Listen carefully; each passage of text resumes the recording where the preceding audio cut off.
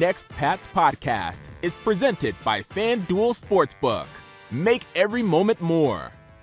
What's up, everybody? Welcome into the Next Pats podcast. I'm Phil Perry, coming at you not so live from the Patriots media workroom. We've carved out a nice little space in here. We just had Bill Belichick's press conference on Wednesday morning. Some interesting back and forth there about offensive identity. But before we get to that, I just wanted to lay out what we have for you in this week's episode. Maybe a little bit of optimism when it comes to what's next for this Patriots offense. I'm identifying two areas in which we could see, and in relatively short order, real improvement on that side of the ball. We're going to hit on that. We're going to hit on why exactly this marriage between Mac Jones and Bill O'Brien is already looking pretty good despite the overall numbers, despite the points scored, despite the 0-2 record. Why are there signs that this thing could actually be moving in the right direction in the near future? We're bringing in Director of Communications from SumerSports, Shawn Syed. Shawn is absolutely all over it when it comes to breaking down the tape of what's going on across the league. SumerSports really on the forefront of what's being done in terms of trying to marry together the football side of things with the analytical side of things. And they're overseen by Thomas Dimitroff, former director of college scouting here with the Patriots, obviously longtime general manager for the Atlanta Falcons. But they're marrying those two things together to try to find the best ways to build rosters and to win football games.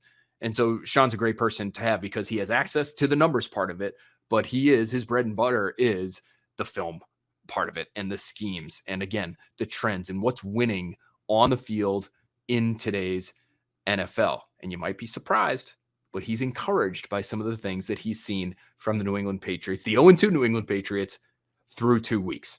Before we get to Shawn, let's lay out what this Patriots offense is looking like right now as we sit here, early week three. The Patriots have the 9th worst scoring offense, 18.5 points in 2 games on average. They're 17th in DVOA, which might be better than you would expect, but they're sandwiched right between the Colts and the Bucks. Not sure that's company that Patriots fans necessarily would want to be keeping moving forward, but okay, maybe some optimism there. They're also 24th in expected points added per play. So for the advanced analytics gurus out there, they're near the bottom of the league in terms of their overall offensive performance on a snap-to-snap basis. And especially when it comes to some of the explosiveness numbers, the Patriots are leaving you wanting. It's not for a lack of trying, though. Mac Jones is 2nd in the NFL in pass attempts that have traveled at least 20 yards beyond the line of scrimmage with 13th, but he's 24th in deep completion percentage at 23.1. And his yards per attempt on deep throws is just 4.1, which is 5th worst in the league. The Patriots have only 2 pass plays of 20 yards or more, which is tied for 30th in the NFL.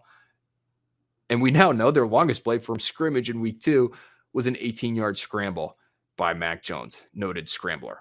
He did hit 19 miles per hour on that run. Pretty impressive for a guy that people think is not all that athletic. Why do those numbers matter? Well, it's obvious, right? If you have to continuously drive the field 12, 13, 14 plays to be able to put the ball in the end zone, you're asking for trouble. The more times you snap that football, the likelier you are to make a mistake, to give up a sack, to have a penalty, to all of a sudden go from being in 2nd and 5 to 2nd and 15 and really derailing your drive and giving yourself very little opportunity to try to make up for those mistakes with the explosive play ability that a lot of the best offenses in football do have. The Patriots, between what they're dealing with on the offensive line, what they're dealing with in the receiver room, they just don't have that ability that the elite offenses and the true contenders in today's NFL, because they have elite offenses, are able to do. But in my opinion, the reason they aren't explosive isn't because of the quarterback. I really am viewing Mac Jones as the least of their problems through 2 weeks. And there are some numbers out there that would suggest the same, right? He's 12th in Pro Football Focus grade. He's 9th in Pro Football Focus's big time throw percentage. So those are their tightest window throws that tend to be down the field that really can make a difference between winning and losing. Now, Mac Jones is also 11th in turnover-worthy play percentage. He's got 4 in 2 games. He had 3 in week 1 by my count. Not only did he have the pick off the hands of Kendrick Bourne, but he almost threw a pick on a screen, and he very nearly threw a pick, another one targeted for Kendrick Bourne deep down the sideline that was almost intercepted by Darius Slay.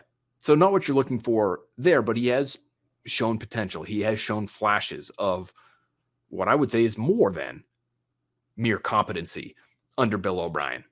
So how do you fix this? If the quarterback play is there, if it's there and he's done well under pressure. I mean, you saw him on the move against the Dolphins in week 2, and he's been good under pressure in 2 weeks.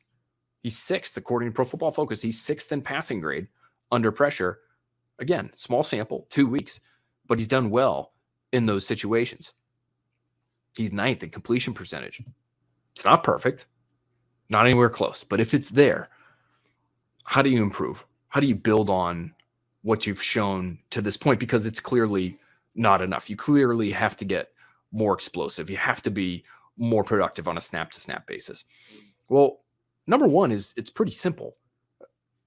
You improve your offensive line by just giving it more time, right? They have to get healthier. Trent Brown has to get back on the field. He was at practice on Wednesday, and so maybe that's an indication that he'll be available for week 3 in a way he was in week 2, obviously dealing with that concussion. You knock some rust off. Cole Strange and Micah Wynn, seen their first games in week 2. To me, they didn't look unhealthy, but they did look out of practice. You know, for Cole Strange not to be able to be a little bit more effective or impactful, I'm not going to pretend to know all the ins and outs of every pass protection call that the Patriots had on against Miami, but for people to just waltz through the A-gap between David Andrews and Cole Strange, that shouldn't happen, and my guess is it won't happen moving forward as they get more experience together, as that communication improves. And as the communication improves, as they get more accustomed to being out there with each other, as they get their legs underneath them, as they get into game shape, you should see improvement in the run game.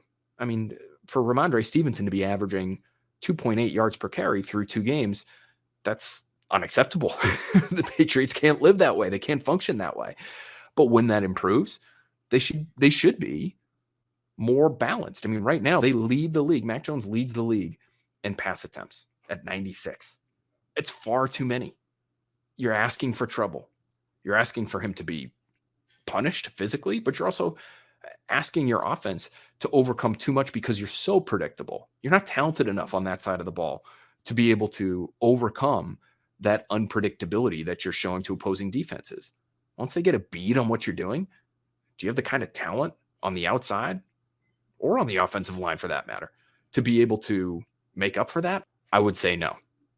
So, better offensive line, better run game, more balance. I mean, the Patriots are 30th in the NFL right now in play action pass rate. It's worse than where they were last year when they had completely gotten away from the play action passing game because they simply didn't know how to marry the run and pass games together effectively. Does Bill O'Brien not know how to do it? Does he not want to call these things? No. We saw them work on the play action pass game extensively during training camp, but they just can't get to it right now because they can't run the football. We know the Patriots want to be more balanced, and as, again, they give their offensive line, their starters on the offensive line more time, they should be able to get there. Now, is Bill Belichick going to tell us that he wants to be balanced? No.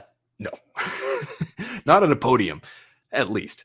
I had the ability to ask Bill about his team's offensive identity through 2 weeks this season, and you might not be surprised because he is at least relatively consistent when it comes to this. He does not want to get into any sort of definitive suggestion as to what an offense needs to be successful. He's always going to be the game plan guy, and there's value in that. But we've heard over the years from Tom Brady, Josh McDaniels, Dante Scarnecchia, balance matters. Of course, you want to be able to run the football. They're all willing to acknowledge these things in a way that Bill Belichick simply is not. Here's the exchange that I had with Bill on Wednesday. Bill, offensively, what would you say the identity of that unit is for you guys right now?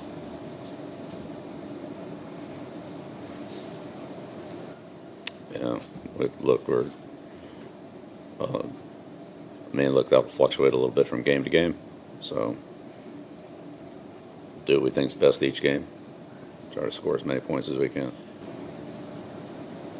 is there an offensive identity that you would like for the team to lean towards? Like to score as many points as possible. Yeah. Makes sense. More than the other team. Yeah. Well, what do you want to do? Run the ball 50 times? Like, is that a goal? Like, all right, well, if you win, it's great. If you don't, then, so. We've won games throwing 3 passes, and we've won games throwing 50 passes. So, do what you need to do to win. Would you like to be able to run it more? I think we've heard in the past, players, maybe you, I'm not sure, tough teams, run the ball, soft run, cover kicks. Yeah, you want all your plays to be good plays. Yeah, runs, passes, kicks, returns. Yeah, you want them all to be good. That's why you call them. You do what you need to win, as Bill Belichick puts it, but they haven't won yet this year, and they have been decidedly unbalanced. So this is something that they're going to pursue, in my opinion, aggressively. They have to show, and soon, that they can do more in the run game, or else, especially against a defense like the Jets, they're going to be sitting ducks. And Mac Jones in particular is going to be a sitting duck. Here's the other thing they can do, aside from give their offensive line some time to get better. You could play Pop Douglas. He's averaging 1.9 yards per route run for the Patriots, which leads the team and puts him in some pretty good company. If you look at last year's numbers, yards per route run, pretty self-explanatory. It's something that Pro Football Focus tracks.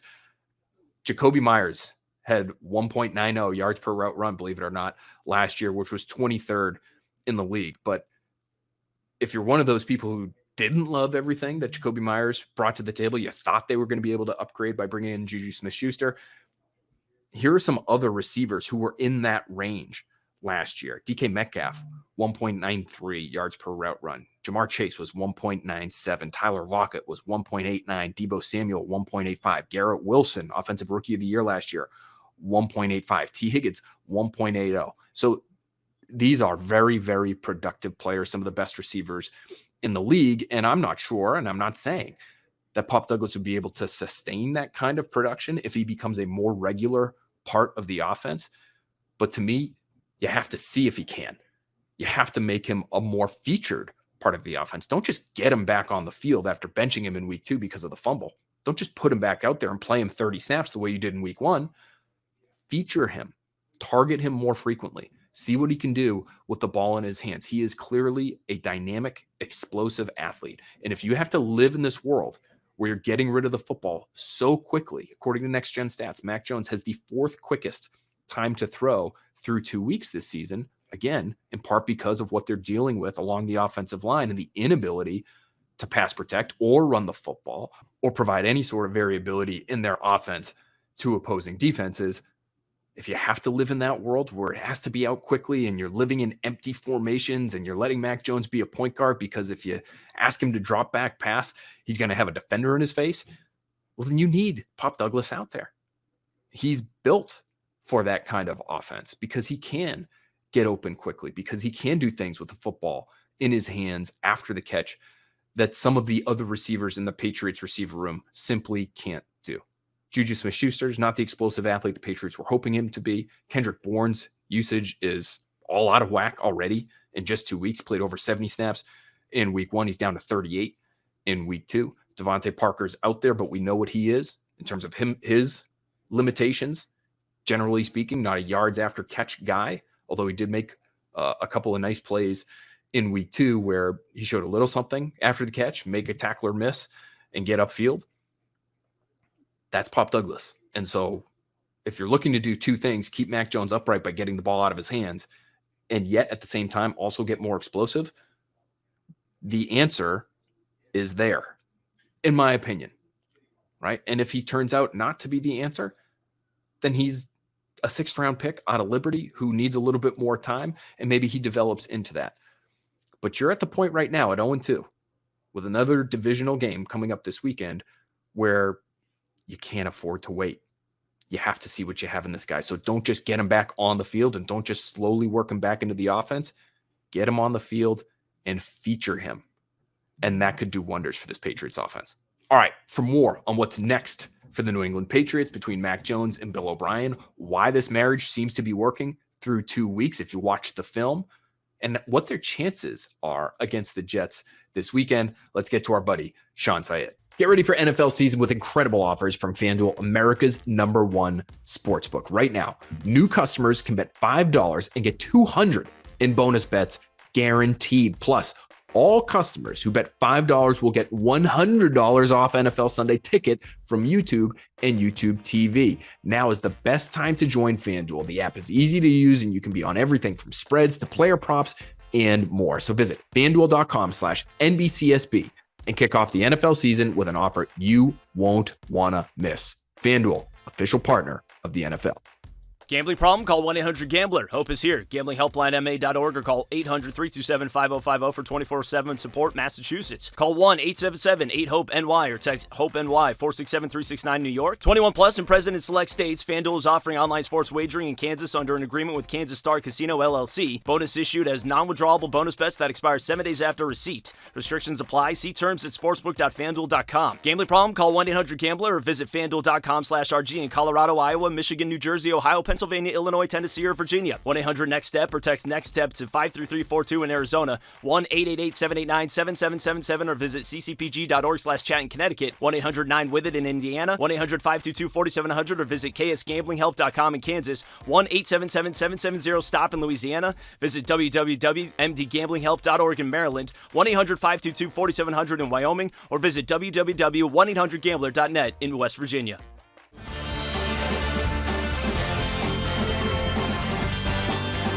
All right, there he is, Shawn Syed. Shawn, thanks so much for being here with us. He's the Director of Communications at SumerSports. And just as a reminder for the listeners, for the viewers on YouTube, SumerSports, the way they describe it on Twitter, this is a very brief description, Shawn, so you can add whatever you might like to this. But it says best-in-class quantitative analysis aimed at creating precision in player acquisition and roster management in the NFL. Shawn, the reason it's great for you to be with us right now is because this is a place that, again, quantitative analysis, but you're a film guy. It says it right there in your Twitter handle.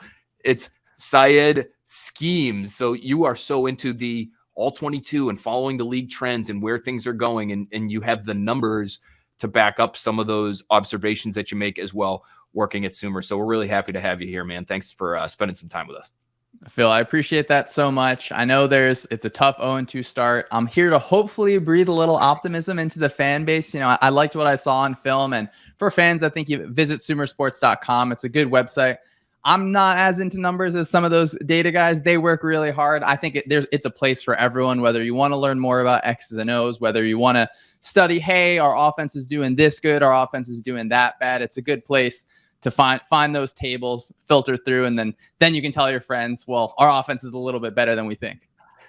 Well, yeah, that's what I mean. You guys have a great thing going there because it does seem like, I mean, you are really marrying up the numbers with the film. I mean, you know, your CEO is Thomas Dimitroff, who we know from, you know, his time here as director of college scouting, then obviously a long time as the general manager for the Falcons. So you've got guys who know and love ball, Shawn, like yourself, as well as the numbers. So tell us, from what you've seen, you said you've got a little bit of optimism for the people out there, specifically when it comes to their offense, Shawn, because that has been the side of the ball that, you know, really came into the season with the most questions. I think through 2 games still is the side of the ball with the most questions. What did you like from what you've seen through 2 weeks for the Patriots here? And specifically, what did you like from Mac Jones? Because the conversation always starts there. He's with a new coordinator now. The point totals haven't been there, but it does look like, even to my sort of novice eye, that it's significantly improved over last year. I'm glad you mentioned the coordinator, because to me, every single offensive coordinator's responsibility in the league is to get the absolute most out of whatever pieces they have that make up the offense. And most get there by building a system that it maximizes their quarterback's strengths. They obviously stay away from weaknesses and put them in positions to succeed. And I think it is fair to say Mac Jones has some limitations, but largely Bill O'Brien, to me on film, has done a very good job given the circumstances. He uses all sorts of tools to make a quarterback's life easier, whether that's spreading out the defense in empty formations. He used a bunch of those bunch sets where you have those 3 receivers tight together, especially against the Eagles. That forces the defense to communicate. And just watching concept after concept, they logically build off of each other, and he's getting Mac Jones to play really fast. So that's something that I think Mac Jones is able to succeed in because he is extremely accurate in short areas. Whatever you think his shortcomings may be, he does do that very well. So you want him to deliver that ball pretty quickly. I do think, given everything, it is a situation that the Patriots are able to build a winning team around that structure they have between Mac Jones and Bill O'Brien. But you do need maybe more things to go in your favor, especially between the turnover battle. I'm excited going forward that the Patriots aren't hopefully going to play every single game starting off down 14-0. I think that's going to be more fun for Patriots fans and better for the offense as a whole to get things rolling. Well, the game scripts, you're right, have just been so out of whack because, you look at it, Mac Jones near the top of the league in terms of pass attempts, and some of the other sort of counting stats are there for him in terms of being near the top of the league, whether it's, yards, completions, etc. But it's because they've been behind that they've had to throw. They've also, though, I think, Shawn, they've had to throw because they haven't been able to run, which I do want to ask you about later. But I wanted to sort of pick at this note that you had made about, using bunch formations and using empty. Are those the kinds of things? Are those the kinds of tools that an offense can go to in its toolbox frequently against some of these more modern defenses that you're observing across the NFL right now? One of the interesting things about the first two games that the Patriots have played is they've both been against these Fangio style defenses. They obviously saw Fangio himself in week 2, but the Eagles defense is sort of coming from that same tree. And there are so many of these too high safety, at least pre-snap types of defenses that have spread across the NFL. Can you survive and thrive by going empty as often as they are? Is that just sort of a Band-Aid that you put on your game plan week to week because your offensive line is something that you don't really trust all that much right now if you're Bill O'Brien? Those too high safety looks, they're really meant to put a roof over the offense. So they want to stop you from throwing the ball 50 yards downfield to Tyreek Hill. They want to force you to throw the ball in those short to intermediate areas over and over again. And they're betting that you're going to make a mistake before they do. Now, I do think that the variety of routes they have, the way that Mac Jones sees that short area of the field, I do think they can survive a lot on that.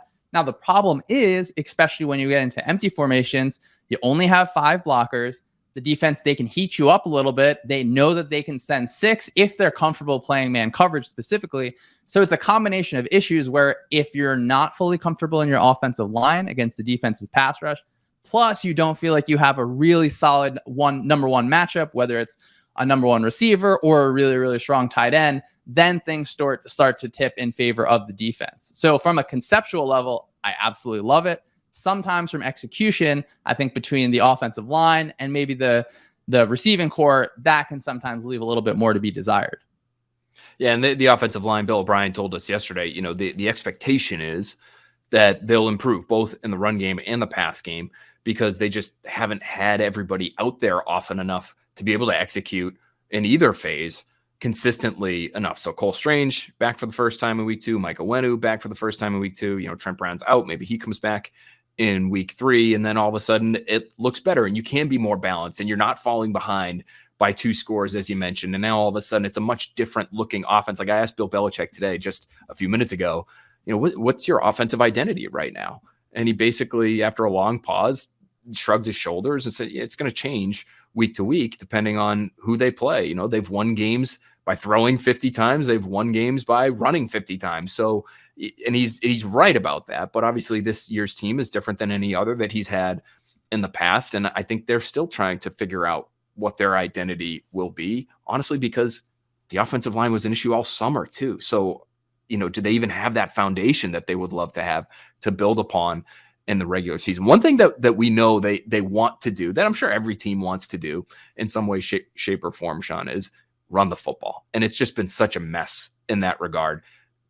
Is running the football coming back? And I do want to get into the Patriots and what they might be able to do in order to improve their run game. But just in general, you watch so much tape and you follow so closely what all these teams across the league are doing right now. Is there a run game renaissance going on right now? Because it feels like if there is, that's something that Bill Belichick would want to be on the forefront of. He would want to be leading the charge there. He's such an old school guy at heart that you would think that he would love to be able to hammer teams with running the football. They haven't been able to do that. But is that happening other places in the NFL right now?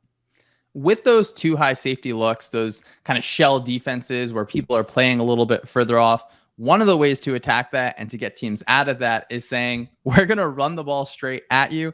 And if you can't stop it, it doesn't matter that we're not even going to get to third down. So I love studying the run game because it's such a cool combination of numbers and angles and leverage. And we think of the kind of forward-thinking offensive coordinators, people like Kyle Shanahan, people like Mike McDaniel. They're doing all of these fun things in the run game. I love watching the Falcons do it. I always like to think that the run game is coming back. Then the stats guys come back at me with, no, trust me, passing is more efficient, which I get. I understand that. But you do have to be able to run the ball because as Belichick said, if you want to have a kind of a morphing identity, really your identity is to score points, right? That's what you want to do.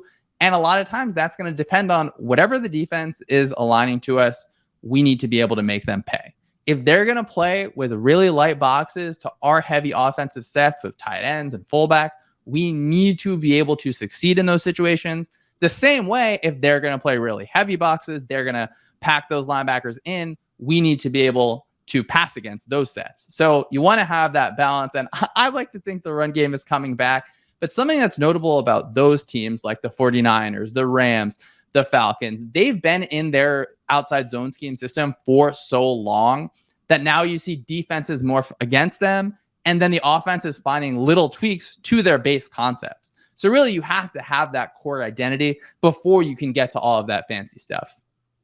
That's really interesting because it's if you have that outside zone jab, so to speak, you can work it. But then if the opponent shows you something different, you can shake up your combinations and you still work off that jab, but you can change things in ever so slight different sorts of ways and come up with different results. I think the Patriots don't even really know what their jab is right now, Shawn, because it's been so inconsistent. I think they were just a shade under 3 yards per carry with their running backs in week 1. They were a shade over 3 yards per carry, 3.2 with their running backs in week 2. So it's just been so inconsistent that I'm not sure they know what their go-to run is yet, never mind what the counter is off of that once teams sort of adjust to them. But what is something that maybe you've noticed from these teams that are running the ball really well of late? Because I listen to your podcast, Stats and Schemes. It's great on the SumerSports podcasting channel. You guys do a great job, and you bring the film side of it. And there are numbers that that support a lot of these observations that you're making. That you guys do such a great job of going over and dissecting. One thing that I have seen from the Patriots that I think could lead to good results in the future, even though it hasn't done that just yet, is that it feels like they do want to run a lot of 12 personnel. And even though Mike Gesicki's not really a blocker, and even Hunter Henry, he's a willing blocker, but he's not a people mover the way, for instance, Rob Gronkowski could be at his best. What I think they have already showed they're willing to do is get those guys on the move and allow them to use their momentum to take blockers wherever they want them to go. And so that to me has been something that's been a little bit different that we haven't really seen here the last couple of years.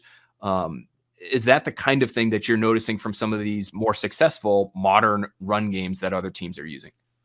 Absolutely. I know that I would, of course, never recommend anyone watches anything other than a Patriots game. But if you're going to venture out elsewhere, you will absolutely see teams running fast motion where it's a tight end that's outside the right tackle. They'll speed across the formation to the left side. You saw the Dolphins use it. Sometimes it looks like we're in the CFL or the Arena Football League, the way that the offenses are able to do that. And they do that because the way that defenses have responded to outside zone schemes is one way is they'll have their defensive ends kind of wide. So the offense wants to kick those people out and create creases inside. And I think that's something the Patriots can absolutely do. The first thing is, though, that they're, of course, going to have defenses respect that their sort of base schemes. And I liked what I saw from Bill O'Brien in the run game at Alabama. They did a lot of fun stuff out of shotgun. Like they had a really cool pin and pull scheme where the tight end is blocking down against the defensive end. You got offensive line pulling into space. I do think, you mentioned it, that camaraderie between the offensive line, it's so underrated. We think that we don't think of it enough, I think, because it's 5 people and you really want them all on the same page, because you can have any run concept drawn up. It's going to change based on how the defense moves or if the linebackers shift over at the last second. So you hopefully can get that offensive line healthy. They have that camaraderie. And then if you have tight ends that can move, it is such a game changer. I think that's that chess piece that you really want, where some chess pieces only have one job. But of course, we got the queen on the chessboard that can do a lot of different things, move in a lot of different angles. So hopefully, you can get your tight ends into the run game that way. Yeah, it'll be really interesting to see just once we have more games under our belts, how teams are handling Mike Gesicki, because I think he's viewed in a lot of places as truly a receiver. But if the Patriots can show, no, hey, when we get this guy on the move, he can kick out an end. He can handle a safety that's down in the box. If you can just show that for a few weeks here, then maybe they have to start handling him in those 12 personnel packages in a little different way. Maybe there's some edges there that they can exploit. Speaking of edges, speaking of the Patriots, I thought they got hit pretty hard on the edge defensively by the Dolphins. And then, of course, maybe the play of the game is when they decide to go inside and run up the gut for a 43-yard touchdown. So pretty nice job by the Dolphins there. But I did want to ask you about the Patriots defense, because we've talked a little bit before going live here today, Shawn. I know you still got a lot of respect for Bill Belichick and how he schemes things up and what you've seen from his defense specifically on tape. So this is your opportunity now, Shawn. Tell the people why Bill Belichick is not washed, which I think has become the narrative in some places, over the course of the last couple of years, where they just, the wins haven't been coming quite at the same clip. But the defense, to your point, is still looking like it could be a really, really good unit this year. Bill Belichick, of course, one of the greatest coaches of all time. I have no problem saying that into the microphone. You can send me the DMs if you don't believe that. There's different forms of Belichick, right? There's the game manager. There's the roster manager, which, if you have questions about that, I'm comfortable with that. If you think that there have been some situations, whether it's draft picks or whatever, I think that's a problem that Bill, I'm sure, would want to face. But then there's the defensive game planner, and that is the part I want to focus on. I still think that he has it, particularly because of how they played against the Dolphins. Now, no team wants to come out of a loss feeling, moral victories. We did this well, we did that well. But I watched their defensive film against the Eagles. I watched their defensive film against the Dolphins. I do not know how many teams are going to hold Tyreek Hill to 40 yards and have a chance on one of the last drives of the game. I'm just not sure how many teams are going to do that. And going through the film, seeing that high view and understanding they threw so many different things at the Dolphins. And in week 1, the Dolphins got man coverage almost so often, and they were just tearing it up snap after snap after snap. I thought the Patriots did a good job using unique personnel. They had that 3-3-5 look that you don't really see a lot in the pros, where you got 3 defensive linemen, 3 linebackers. And I think Belichick does a really good job of understanding we can use those guys like Jabril Peppers, who is able to comfortably fit in the run game and then be unique on the back end. So you can get to these different coverages. And I want to also say, I think the Dolphins offense is just the best offense in the league. I don't think anyone is going to be able to stop them. I think the way that you stop the Dolphins is that you hope that they kind of fall flat on their face, which it just might not happen. So it's extremely frustrating. I know it's frustrating to sit at 0-2 and say, well, we have a really good defensive game planner. But they also made life really hard on the Eagles too. Outside of those turnovers, it's really hard to start a game down 2 turnovers, down 14-0 right away. So to me, I was encouraged because it seemed like there was so much thrown at the Dolphins that was successful in different ways. But look, if you have guys like Braxton Berrios being the one who makes the plays instead of Tyreek Hill, to me, we always say the Bill Belichick mantra, take away the best thing you do and then make them kind of beat you left-handed. They beat him left-handed with obviously left-handed quarterback in Tua. So I do think that from a game planning defensive perspective, I think Belichick still has it. And I think that by the end of the season, it's going to be a defense that ends up in that it has the ability to get to that top 7 to 10 range. And I think we're going to see that kind of play absolutely against the Jets coming up. Yeah, it's interesting. I mean, that to me would be elite, right? That's the word that people are always wondering. Okay, is this unit elite? Is that unit? Can the Patriots defense be elite? I'm with you. I think they can be in that 7 to 10 range, maybe even by the end of the year, even a little bit better than that. It's just their schedule is really difficult this year. So I'm not sure, the points numbers and some of the other statistics that people look at in January will be there for them to really be solidified as like a top 5 group. But top 10, I mean, they've been a top 10 group for the better part of the last 12 years under Bill Belichick when it comes to points allowed. So I'm with you there. What did you see from them coverage wise, Shawn? How diverse did it get? Because they were so man heavy for so long. And I give Gerard Mayo and Steve Belichick a lot of credit for this too. It does feel like over the course of the last year plus, they've been willing to, I think because of the personnel that they have, maybe they're not as well suited to go, 75% man the way that they did in some other years. But I think they look at their front and they want to try to take advantage of their front. They have, a group of guys, pass rushers that can get after the quarterback by only, rushing 4 at times. They don't have to blitz and do these, consistent man coverages anymore. They can get a little bit more exotic. So what were the different types of looks that you saw from them in week 2? I'm glad you mentioned Steve Belichick and Gerard Mayo. I'm sure they play a huge part in it. I know that they do. There's no way that they don't. But they had so many different coverages. One was 3 double buzz where it looks like cover 3, but instead you have safeties coming down. So they were running these specific looks that were meant to take away specific routes. So the way that you always see Tua turn his head around and throw a kind of 10-yard in-breaking route, the Patriots were prepared for that. And eventually it was paper cut after paper cut where they use that fast motion outside from the Dolphins, which no one's figured that out yet. It's going to take a little bit for the league, I think, to catch up to it, where they were throwing those kind of 5-yard quick passes, which I would rather that happen. It might be more frustrating, but then you'd rather have that happen than Tyreek Hill to go over the top for a 40-yard bomb, because the Patriots did a good job of they were getting into some of their man coverage concepts in different ways at different times. What I love is that they didn't just sit in one coverage the entire game. Because if you do that, we're at the point in the league where the quarterbacks are too good, the offensive coordinators are too smart. You cannot do that. So I know even if the first 2 games, the results they obviously weren't what we wanted, but you have that bag of so many different coverages. You have the menu. You have the ways to get to different places. When offenses scout against the Patriots, they're going to look at it and say, well, from this personnel package, they have 7 different coverages. What are we going to get on this snap? And you're going to see some of those interceptions, I think, start to pile up, especially, you're right. That schedule is really rough, but there's going to be times where they're going to be able to pick one off, go the other way. And then I think people will be feeling better about the defense then.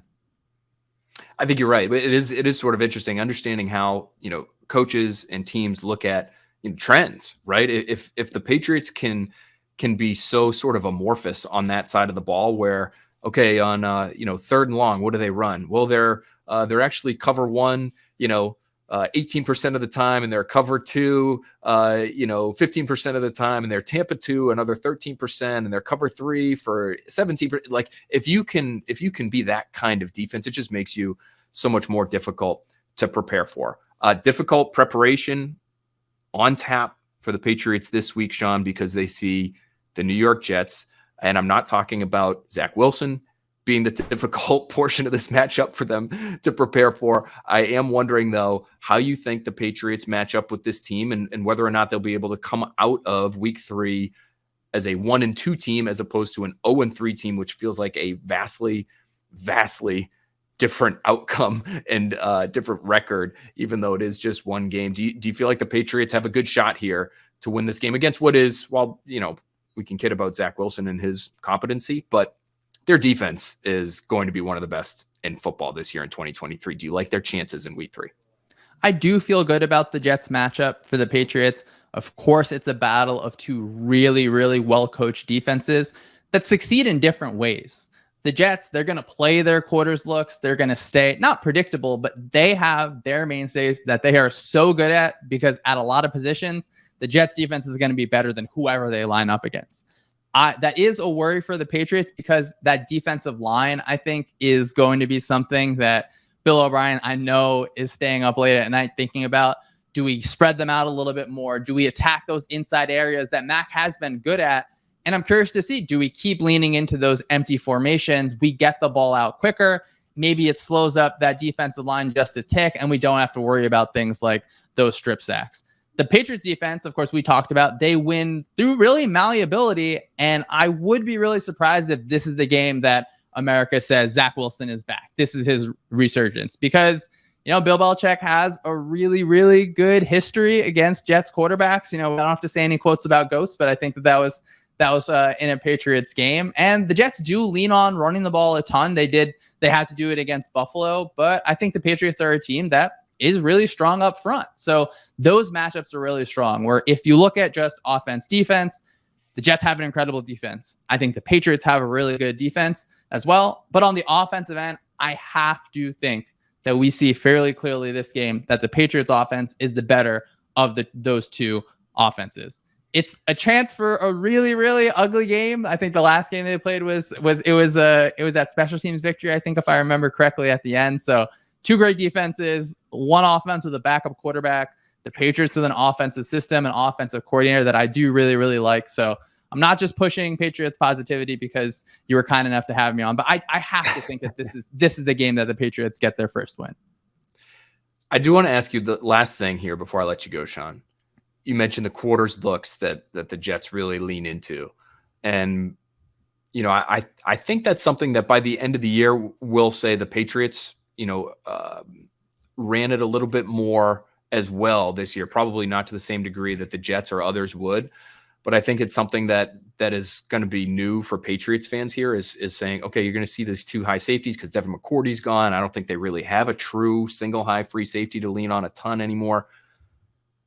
Those quarters looks, my understanding is, puts a lot of stress on the outside corners because your safeties, at least the way they play it here in New England, can be really aggressive downhill if the inside receivers don't go vertical. So that's sort of how it ends up looking is, it could look like there's a safety over the top to help these corners out pre-snap. But then in reality, if nobody's going vertical, those guys can be really aggressive. They can help in the run game. They can take away some of these shorter routes while the corner has to run all over the field with whoever it is that's aligned across from him. The Jets have great corners. So they have the ability to do that. And the Patriots, in terms of their receiver talent, don't have all that much. So do you think that will be their primary coverage? And number two, if you were Bill O'Brien, how would you go about trying to beat it, understanding what those rules, generally speaking, are? So those quarter looks, I'm really glad you brought it up in that way because they express differently based on what the offense does. So you can watch the same exact coverage 4 times in a row, and it looks like 4 different coverages because the way the rules work are they go based on if the second receiver goes outside right away, I can go cover something else. So that is something I do think Bill O'Brien understands that. He had a really good time, I'm sure, talking to Nick Saban about these during his time at Alabama. And to me, you have to get your players in really strong positions. So I'm not always going to line up my best receiver on one side to Sauce Gardner. I just don't think you have to test that matchup all the time. There's no reason to be too proud about it. The Jets defense is a defense where they're not going to send their cornerbacks to travel with you.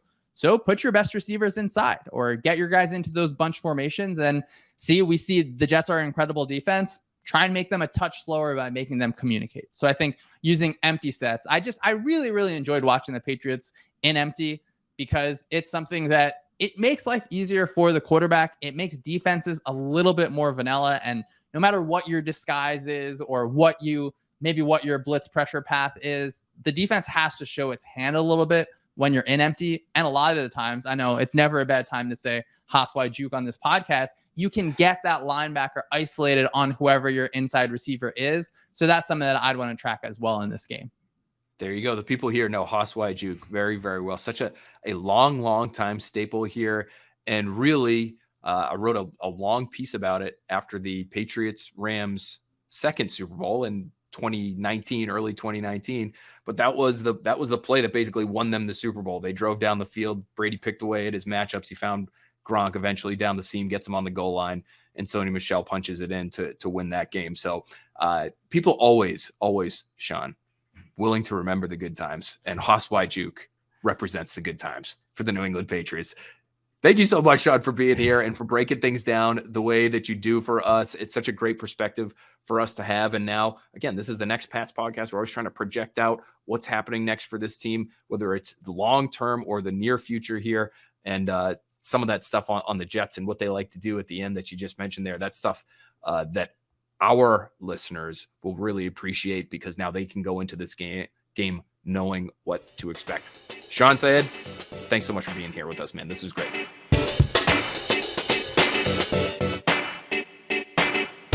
All right, great stuff there from Shawn, not only on what the Patriots are dealing with offensively and how that thing might look moving forward, but also defensively. They're elite, or approaching elite, at least, according to the film. And Bill Belichick, says Shawn, not washed. And I think everyone can agree on that, especially when it comes to the defensive game planning part of his job. And I give a lot of credit to Gerard Mayo and Steve Belichick for what they're doing defensively on a week-to-week basis. I think they have more say in how things look on that side of the ball than most would believe. But Bill Belichick, clearly a big-time influence for both of those people, and a big-time influence on this Patriots defense week to week. Some great nuggets there on this Patriots-Jets matchup too, and also the emphasis that Bill O'Brien has put on empty formations for Mac Jones. I just wrote a piece about this when it comes to the Patriots' identity and them still looking to establish their offensive identity and finding some balance. They lead the league in empty attempts with 23, and while the overall numbers have not been gaudy, they are third among teams with at least 10 empty attempts. They're third in pressure rate allowed, in a good way. So it's doing its job, these empty formations. And they may need to continue to rely on them again against a great pass rush down in Jersey for the Jets. But you can't build the entire plane out of empty. You need more balance. And so that's what has to be next for this Patriots offense. That's what we're always focused on here, is what is coming next for the New England Patriots, and what has to be next for their offense has to be balance. At least if they want to approach anything close to an elite offense and be anything close to a contending team here in 2023. They're 0-2, but the path is still there for them to make the postseason and even make some noise in the postseason. They just have to get more explosive, more balanced offensively. Then and only then will the discourse around this team really start to move in a different direction. All right, thanks so much for listening to this edition of Next Pats, guys. Keep an ear out for next week's Next Pats. We'll be talking about what had just happened in the Patriots-Jets matchup and what's happening for the Patriots as they get ready for a very difficult on-the-road test against what looks like an excellent Dallas Cowboys team. Thanks again, guys. We'll talk to you very soon.